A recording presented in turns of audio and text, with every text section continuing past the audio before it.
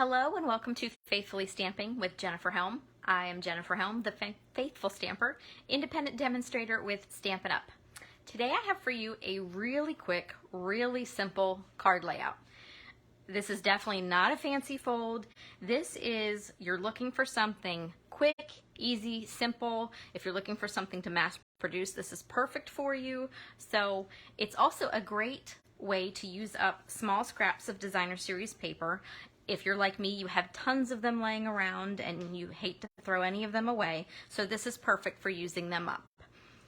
So I'm going to teach you how to make it.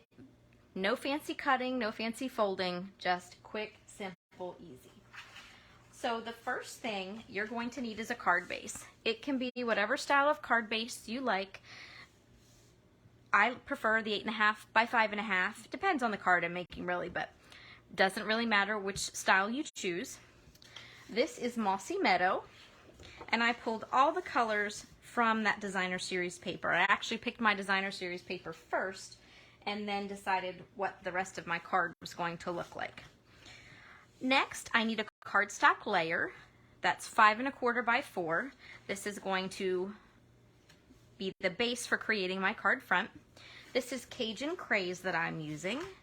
And you can use your favorite adhesive for this project. You don't need anything specific. So whether it be a tape runner or liquid glue, tear and tape, anything will work. I'm going to take this panel and layer it to the front of the card. Next, I need 3 pieces of cardstock that are 1 3/4 inch wide by 2.5 inches tall. These are Mossy Meadow as well. And then the focal point of my card really is my designer series paper. So I chose 3 prints and I cut 1 from each print of paper. And these are the 3 prints that I'm using. These are all from our Rustic Harvest designer series paper pack. So these are 2 3/8 inch tall by 1 5/8 inch wide. That'll be the trickiest thing you do on the whole card, is when you're cutting it, worry about those 1/8 inch. But it makes a beautiful card.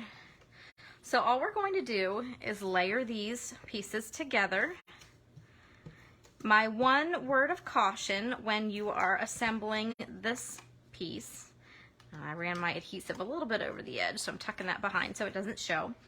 This has a very, very narrow border on it. Usually I'm working with something that's got about 1/4 inch difference with the border, and these are very, very narrow. So if you prefer a wider look, you can just cut down your designer series paper. It is up to you. This was a layout that I saw a picture of, and I just figured out what size rectangles I thought worked the best to fill up the space on the front of my card. You can kind of really see very well what a narrow border that is around the edges with that particular piece. And so one more to glue on here, and then we'll start laying out the card front. Now, I recommend, once you have your pieces ready to go, I always like to lay my design out before I start gluing anything. And at first I thought I was going to use the pumpkin piece for the focal point in the middle of my card, but then I realized when I was working with my tag, I didn't really like that so much. I thought I'd be covering it up. So I swapped these out, and I'm going to put it here at the bottom to cover up, or to not cover up that pumpkin piece. So once I have an idea of my layout, I can glue these on as well. I am gluing all of these on flat. You can decide if you want to pop any or all of them with dimensionals. That would add some thickness to your card, so just be mindful if you're putting it in the mail. Oop. All right, glue's being a little persnickety as usual on camera. Now this one, since I'm making this the focal point at the bottom of the card, this is going to be the trickiest one to place. But it's basically going to go in the center of the card, so that does help me a little bit. And I'll just do my best. I could get a ruler out if I wanted to be that fussy about it, but now this last panel goes here at the bottom, and I just try to give it the same border that I gave it on the top of the card. You can actually move things in a little bit. You can give yourself a wider border if you like. Totally up to you and whatever design that you choose. Okay, so next up I want to put a label on the front of the card, something with a sentiment on it. So I have a scrap of Whisper White, and I am using today the Charming Sentiments stamp set. I'm going to use the thank you. This is a great stamp set though because it has lots of verbiage for different events. Babies, congratulations, good luck, birthdays, just everything. And it has a coordinating die set you can purchase with it that actually cuts out each of these sentiments, and I just think that's fantastic. Rather than have to fussy cut, it's done for you if you get the dies. So my stamp set is photopolymer, so I need a little cushion underneath. I have my Stampin' Pierce mat. I have Mossy Meadow ink to coordinate with my card. And what I'm going to do is just ink up my stamp. I can check it and make sure I have enough ink. Just remember, don't sink your stamp into your ink pad. Just tap it nicely, tap it gently, and give a little press, 1, 2, 3, and lift your stamp straight up, and hopefully you will get a beautiful impression just like that. Ooh. And hopefully not stick your fingers in your ink pad like I just did. That's why I always close them up. I chose the Label Me Fancy punch for my sentiment. So I'm just going to bring over the piece that I just stamped, line it up, and punch. I'm going to put this on the front of the card with dimensionals. And I'm opting for the small one because the mini dimensionals that we have. And I'm keeping them towards the center. Normally I would kind of evenly spread them out, but I'm going to add something else to this card, so I want to be able to tuck something behind the label. You'll see what I mean here in a minute. You can position your label wherever you like. Just experiment with what works the best. For this one, I'm choosing up here at the top, like so. And this is nice, but I thought it was a little plain, so I just wanted to add a little something. So I have a leaf punch and some vellum. This is great because this clear vellum just gives a nice touch without pulling away from the focus of the card. So I'm just going to punch a couple of these leaf sprigs and then attach them to the card. And this was why I was being careful with the placement of my dimensionals, because I want to tuck them behind this label and hopefully not run into the dimensionals too much.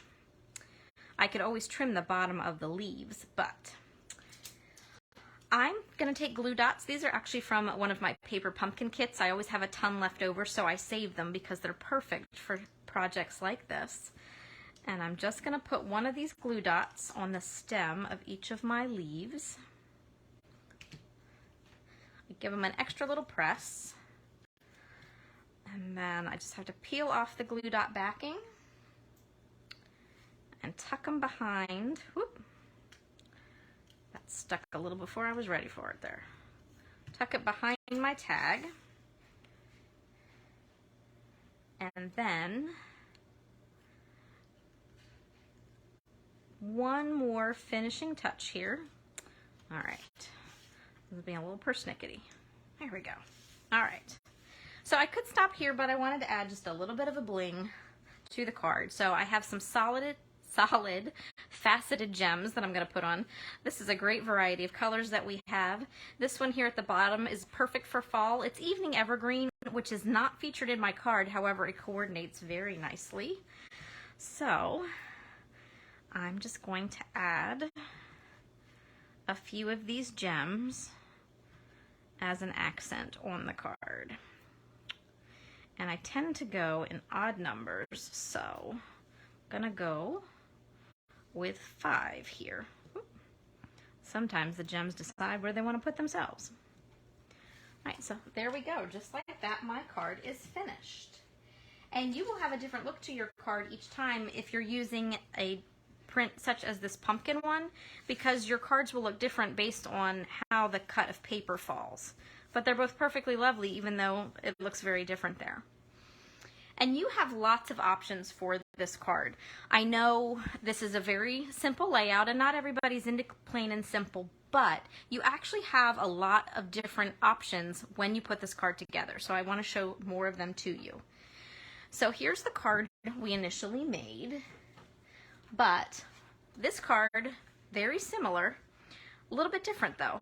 I embossed this Cajun Craze piece with our new Leaf 3D embossing folder. I know a lot of it's covered up, but you get enough of it that it does pull your eye and shows you a little bit of that texture there.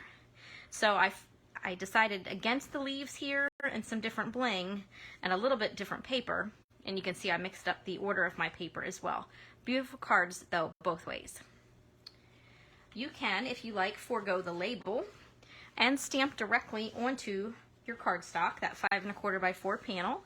Here are two versions of a card where I did that, and the cards are the same, have all the same pieces, except I just changed out the order in which I laid out the pieces. This one was the same as the card I did initially. This one I put that middle piece on, and I could have popped that with dimensionals if I wanted to. Also, you are not tied into this vertical orientation of the card. You can see here I stamped directly on my designer series paper because it was just perfect to do that. But I decided to turn the card sideways and make a horizontal orientation with the card as well. Just be mindful of your directional paper when you cut this. Same measurements, you're just changing the height and the width depending on how you want your pattern to be. Also, with that horizontal orientation of the card, you can actually tilt that middle rectangle if you like. I sort of stumbled across this one by accident and I dropped it while I was getting ready to put it on the card, and I thought, hey, you know what? I like that. That looked cool. And here I added a little bit of stamping to fill in some of that space. You could do that with any of these cards. You could stamp all over your background before you glue your rectangles on. Now, if you're familiar with our catalog, or if you're not, be sure to check it out over at my website. We have a great masculine suite of products right now called He's the Man. And part of the pack of paper that we have are 2 sheets of die cuts that you just pop out, stick some glue or dimensionals on, and glue them to your card. So this card was unbelievably easy. I used designer series paper for my background instead of cardstock.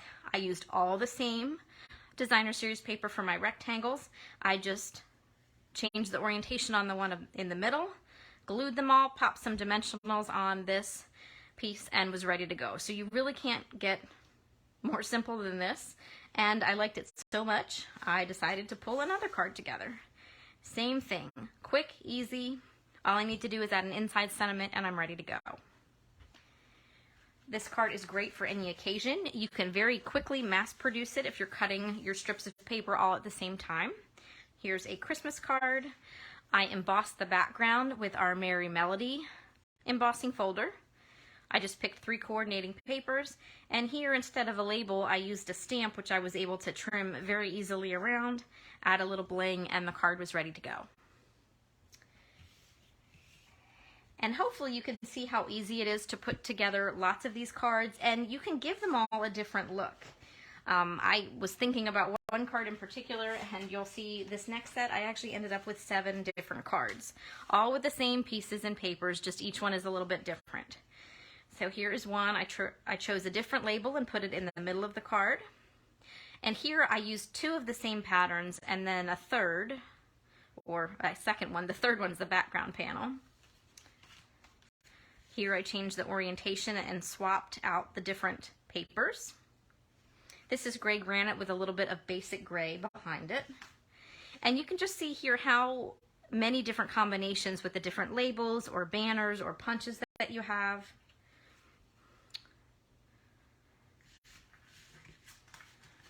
And here are some more. Again, like I said, I started with one card and I kept thinking, oh, what if I try this? Oh, what if I do that? And the next thing you know, I had 7 different cards. And I love them all. And then last but not least, I changed the orientation up on these. Here is one I stamped directly on the DSP for the center. And then on this card, I actually only used 2 rectangles instead of 3. For the third, I swapped out my label. And since this paper was a little bit plain, I actually stamped on it to give it a little something to take away that plainness. But it all coordinates together. So that is your unbelievably quick and simple card layout. I really hope you enjoyed learning this technique, and I hope it serves you well in your crafting. If you haven't already, I would love for you to subscribe to my YouTube channel. You can click the notification bell and you'll be notified each time I post a live video here on the page. You can also hop over to Facebook if you're a Facebook fan and follow me at The Faithful Stamper. I share lots of information on my page, different projects, Stampin' Up! Specials, and other things like that in case you're interested. I'd love to see you over there as well. Thank you so much for watching. Take care and happy crafting.